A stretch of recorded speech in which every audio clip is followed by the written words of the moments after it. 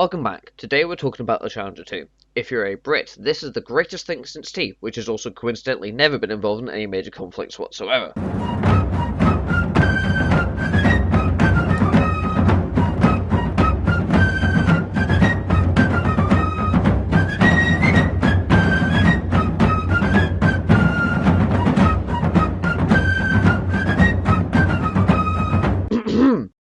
A testament to British engineering, if you have a different favourite tank, chances are you dunk on this tank wherever possible. I have seen multiple commentators suggest this is the worst tank in NATO, that it has such poor performance it should have been scrapped before it entered service, and Britain should have purchased a different NATO tank instead.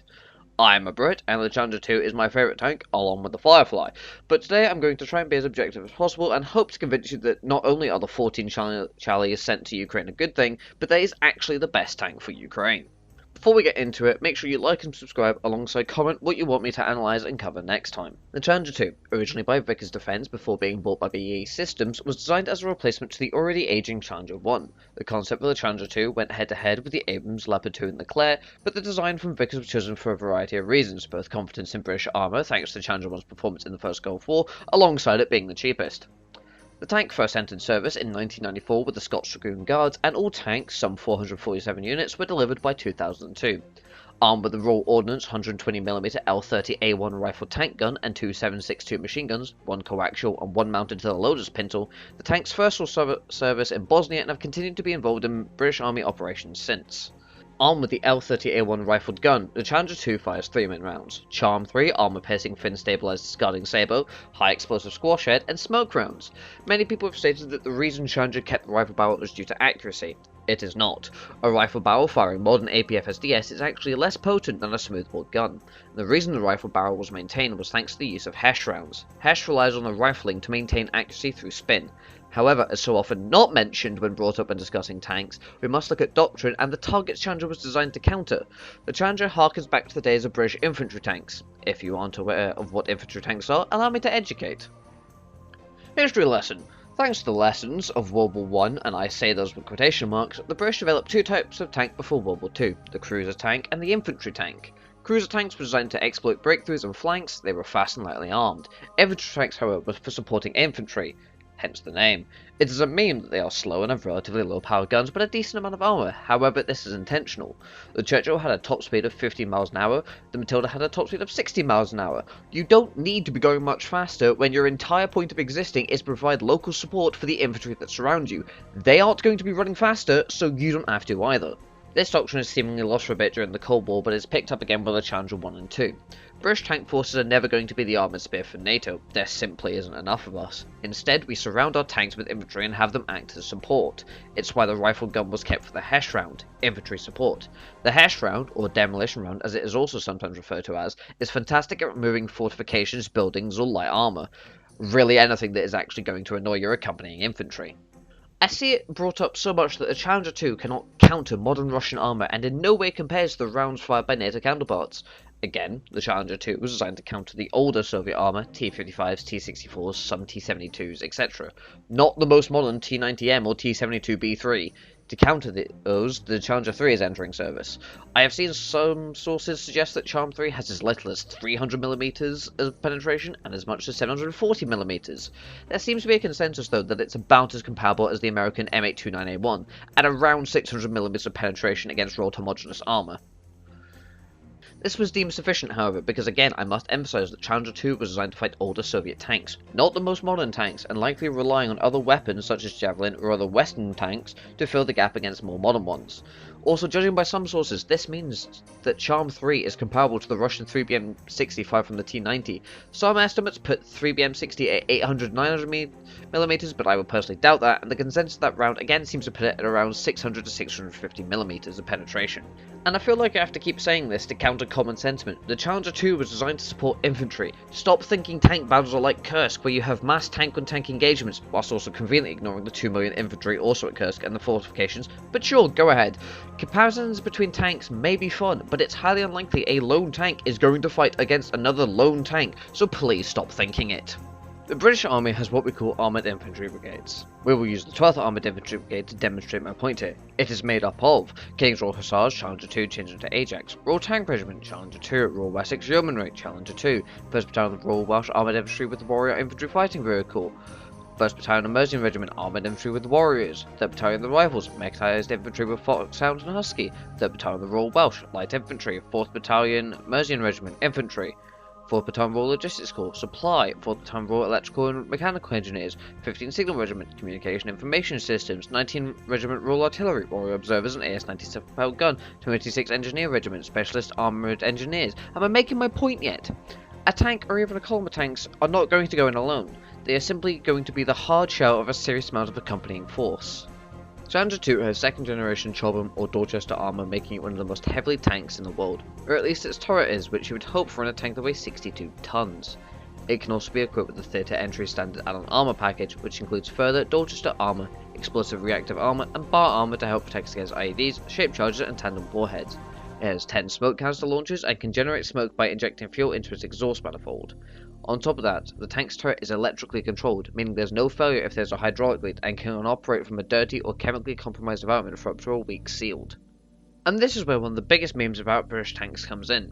Challenger 2 has something called a boiling vessel, or BV. This is effectively a big kettle that can be used for heating up ration packs and of course making tea. Ooh, look at the Brits having tea in the middle of a war zone. I don't think you understand just how important this piece of kit actually is. The morale and also the human cost of being able to make a meal or drink without exposing yourself to potential dangers should not need stated. This keeps troops warm, awake, alert, and will have a significant boost in morale whilst fighting. It's clearly that important that there are reports of American tanks beginning to adopt similar implements. We so often forget about the crew when talking about tanks. It should also be noted that only a single Challenger 2 has been lost to enemy fire. It's disputed whether or not it was a mine or an artillery hit that immobilized the tank, however evidence points to the crew being able to dismount safely. Considering the tank was knocked out in August 2023, over 25 years in combat deployments before the first combat loss is not bad going, I'd say. It's even said that prior, a Challenger 2 had survived 70 RPG-7 hits whilst operating in Iraq in 2003. Another was allegedly hit by 14 RPGs and a Milan anti-tank guided missile, suffering damage to the sights and throwing its tracks, but keeping the crew alive and safe. It should be noted though that whilst only one has now been destroyed, they have suffered a few incidents. One Charlie ran over an IED and the driver was injured, allegedly the add-on armour was not installed at the time. Another was penetrated by an RPG-29 and the driver lost his foot. Finally, a Challenger 2 was lost due to a friendly fire incident. Now this was not what some people have said and a result of the ammo being hit in an engagement. In actuality, this was a friendly fire incident that involved a HESH round likely striking the commander's open hatch of the tank and starting a fire that later detonated the ammo. And I'm sorry, but I don't care what tank you have, a HESH round hitting an open hatch is going to destroy any tank. For comparison, 6 Leopard 2s that were sent to Ukraine have been destroyed, and literally 10 were destroyed by ISIS militants in Syria with Turkey operating said tanks. It's said that 9 Abrams tanks were destroyed in the first Gulf War, with a further 2 during Operation Enduring Freedom. It's claimed that as many as 28 Abrams were destroyed whilst under Iraqi service.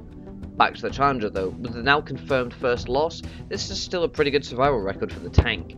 Previously there had been videos circulating claiming to be Challengers destroyed in Ukraine, however these were later proven to be Leopards and circulated by pro-Russian sources. The Challenger 2 is another tank that instead of autoloaders uses a 4th man for the loader. This has both crew and actual loading advantages contrary to popular belief.